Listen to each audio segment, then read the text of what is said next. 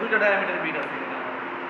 আর এটাতে আছে 0.625 মিটারের, একটা হচ্ছে 2.25 0.625 mm, আর এটা হচ্ছে 0.25 mm।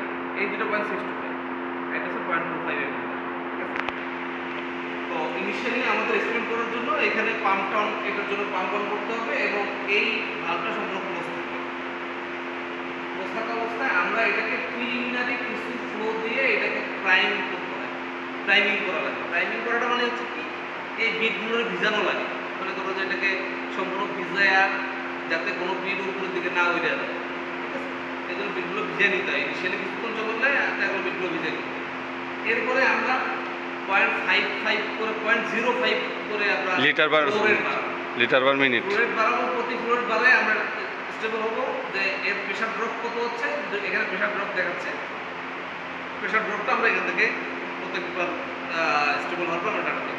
প্রত্যেকবার স্টেবল হওয়ার পরে এইভাবে আমার বাড়াতে যেই জায়গায় যায় দেখবো যে আমার প্রেশার ডিফারেন্স আর বাড়তেছে না বা কমতেছে না, ওইটা ওই পর্যায়ে থাকছে। আমি ফ্লোরেট বাড়াচ্ছি, ফ্লোরেট বাড়তেছে কিন্তু প্রেশার ড্রপ বাড়তেছে না, আমরা ডাটা নিব না, ওই বন্ধু শেষ। সিমিলার টু এয়ার লেভেলও আমরা এখান থেকে ফ্লুইডগুলো বাড়াবো। সেটাও যখন যে পর্যায়ে যায় দেখবো যে আমার প্রেশার ডিফারেন্স আর চেঞ্জ হচ্ছে, সেই পর্যায়ে আমরা এস্টিমেট করব। এখন এইখানে আমার যে ক্যালকুলেশন আছে, প্রথম এক্সপেরিমেন্টটা যাও, সেটা প্রথম এক্সপেরিমেন্টটা দেখো।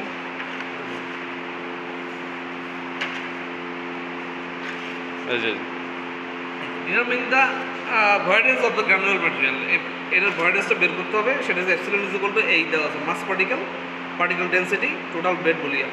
এবং মাস পার্টিকেল জানি, এটা প্রিলিমিনারি আমরা ওয়েট করে নিছি, এটা কত গ্রাম আছে এর উপরে, ঠিক আছে? সেই ওয়েটটা আমি জানি কেজিতে। পার্টিকেল ডেনসিটি বলা আছে এবং টোটাল বেড ভলিউম, এই বেডের আমরা এটার ভলিউম বের করবো। তার মানে আমি এপসিলন জানি, তার মানে আমার এই গ্রানুলার ভয়েডেজটা পেয়ে গেছি। সেকেন্ড থেকে এক্সপেরিমেন্ট শুরু, এটা হচ্ছে তোমার ওয়াটারের জন্য। এটা হচ্ছে flow through fixed and fluid bed using the water as a flushing medium, ঠিক আছে? Fluidising medium. এবার এইটাতে ওই ওয়েতে আমরা কাজ করলাম। করার পরে আমার এটা ক্যালকুলেশনটা হচ্ছে, আমি তো এপসিলন জানি, এইখানে তুমি ওই প্রিলিমিনারি থেকে সে এখানে ডেল্টা পি দিয়ে এখানে এই পর্যন্ত আসছে। আমার মেন চার্ট হচ্ছে এইটা। মেন চার্টে দেখো মেজার ফ্লো রেট আমি এখান থেকে পাচ্ছি, প্রতিবার ফ্লো রেট নিচ্ছি, তার এক হচ্ছে আমি কী পাচ্ছি, প্রেশার ড্রপ পাচ্ছি, প্রেশার ড্রপ চলতেছে। এখন বেড হাইট, ইনিশিয়ালি আমার একটা বেড হাইট আছে, মনে করো যে বেড হাইট আমি ইনিশিয়ালি এখানে ধরো 300 আছে বা 310 আছে, যেটাই আছে সেইটা আমি ইনিশিয়ালি তুমি নোট করে রাখছি এক জায়গায়। তারপর হচ্ছে মেজার্ড বেড হাইট, কারণ আমি যখন এখানে ফ্লুইড দিব তখন তো সে একটু বাড়বে, ওই বাড়াটা সেটার কত হাইট, আমার এই ফ্লোরেটে কতটুকু, ওই ফ্লোরেটে কতটুকু, সেটা আমি নেব। অর্থাৎ বেড স্ট্যাটাস, বেডের স্ট্যাটাসটা কি, এটা জাস্ট আর কিছুই না। Superficial velocity VSM is equal to দেখো u is equal to 10⁻³ Q জানি ফ্লোরেটের সাথে 10⁻³ ইন্টু 60 ইন্টু এ হচ্ছে এরিয়া। আমি যেহেতু ডাইমেনশন জানি, তা আমি এরিয়া জানি, ঠিক আছে? তাহলে সুপারফিশিয়াল ভেলোসিটি পেয়ে গেলাম। ক্যালকুলেটেড হেড লসের জন্য আমার এই সূত্রটা, delta P is equal to L 1 - epsilon rho s rho f into g. আমি এল জানি, এল হচ্ছে লেন্থ, ঠিক আছে? এটা ইনিশিয়াল লেন্থ কত, এপসিলন যেহেতু আমি ওইখান থেকে বের করে আসছি। Epsilon typically 4।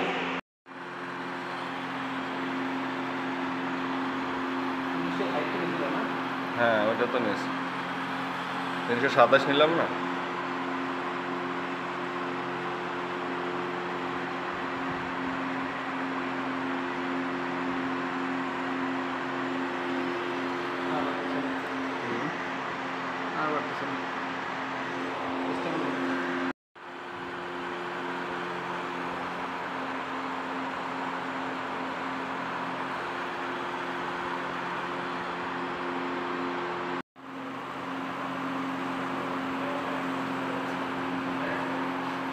ডাবল হয়েছে, হাইট বাড়বে আর কি, কিন্তু এমনি বালুর হাইট বেড়ে যাবে, বুঝছো? বিটসের হাইট বেড়ে যাবে। তুমি একটু বাড়াইলাম, হ্যাঁ